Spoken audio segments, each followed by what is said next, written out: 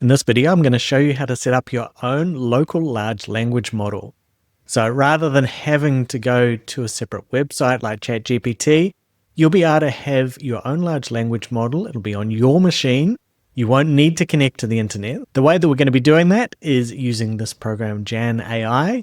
This is definitely one of the easiest possible ways to set up your own large language model. So why would we want to do this? The main reason is privacy. If I am wanting to produce things or use content in my large language model that I do not want to, or perhaps legally absolutely should not be sharing anywhere, putting on any other servers other than my own, then this is a way that I can still access the power of large language models without having to compromise my data to an external site. So we're here on Jan AI, and we can see that we can download, we've got Windows, Mac, and Linux. So whichever operating system you are using, you are going to be able to use Jan AI. So once we've downloaded and installed, the next step is to download a model.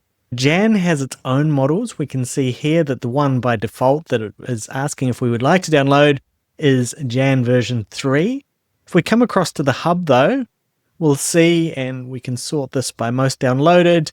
Meta's Llama models are here, Google's Gemma models. We can scroll down, there's the Gwen models, DeepSeek. This is a really nice way to be able to run models like DeepSeek without the security concerns. But what we're going to do is we're just going to start off nice and simply with the Jan model.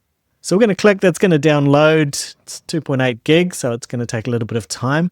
Do make sure that you have a decent amount of hard drive space in order to be able to download these models. The performance of them is also going to vary depending on how powerful your system is. The really big things that are going to impact that are whether you have a graphics card and the size of your graphics card. So here on my machine, I've got a 12 gigabyte graphics card, and also how much memory your system has. So we're currently on 32 gigabytes.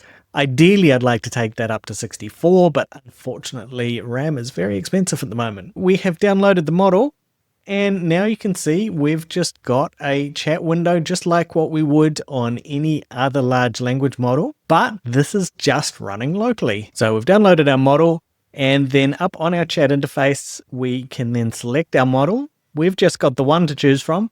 We can also connect APIs to the external models. We can see that we've got OpenAI here. So if we wanted, we could connect ChatGPT, but that's kind of defeating the purpose a wee bit. We're going to stick with our Jan model. And then if I hit settings, we can see that I actually then have a whole lot of technical stuff over here. If you're just getting started, you don't need to worry about any of this technical stuff. Just leave all the defaults. And as you start to learn a little bit more, then you can come through and you can make some adjustments. If you are more advanced, then you might want to adjust things like the temperature, the sampling. There's a whole lot of parameters in here that we can adjust. Just like the large language models that you're familiar with, if we hit a little plus here, we can add images and we can add documents and files. And whilst everything is going to be processing locally, this particular one does have the opportunity to do things like web search as well. But you don't need that. You can just run everything locally. Downside will be that it is going to be limited to the information that's stored within your models. Let's have a bit of a go. Write a list of 10 ideas for AI-related YouTube videos. And it's going to run. And here is the spot where, depending on your system resource, it's going to depend on how quickly it runs. And also, the same as with the external large language models, depending on the complexity of what you have asked it to do. So we asked it something pretty simple, and we can see that it ran pretty quickly, and we can see that it has got some reasonable ideas in there, and we can see that 2026 edition, so it's got a little bit of awareness there. It's not living back in 2023. As with the interfaces on all the models, we can set up projects, so we can group all of our working into a single spot. And we can see the history of chats here, and if we click new chat, we can go try something else. Okay, so with these more recent builds, it's really nice that we can add in things like PDFs.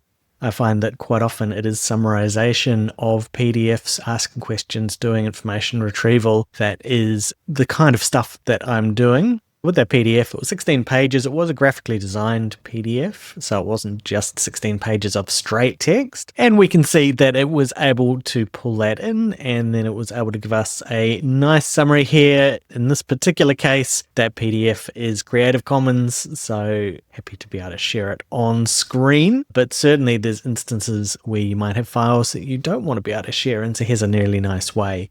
Down the bottom here, we can see that we have this little counter, so it is tracking our tokens. So there's only going to be a certain amount of outputs, exactly the same as the commercial models where you can't produce just things of an infinite length. And currently we've got 8.2K. We can see that we used up 11%. And if we come back to that early one with my 10 ideas, used 5%. And this is the kind of setting. If we open it up, there's our context size and there's that 8,000. So if we needed something even longer, we could bump that up. This is going to be really handy for you doing privacy related things, but it could also lead you into learning a lot more about these large language models. I've already shown you that we can get into the settings. That's one place where you can definitely do some learning. The other place is coming across to the hub, and we can see that there is so many different other models that we can download here. And even just reading the descriptions and starting to learn a little bit more about how different models are tuned and better and worse at different things. And by downloading a few of these models and having a bit of play with them, I think you'll really improve your understanding of what models are best to use for what particular applications. So this has been Jan AI. This is one of the easiest ways you can run your own local large language models. If you found this valuable, then next up you might like this video where I look at a couple of recent research papers that are evaluating different AI prompt strategies. I describe the prompt strategies, so there'll be a little bit of learning there, and then I'll talk about the results from those research papers.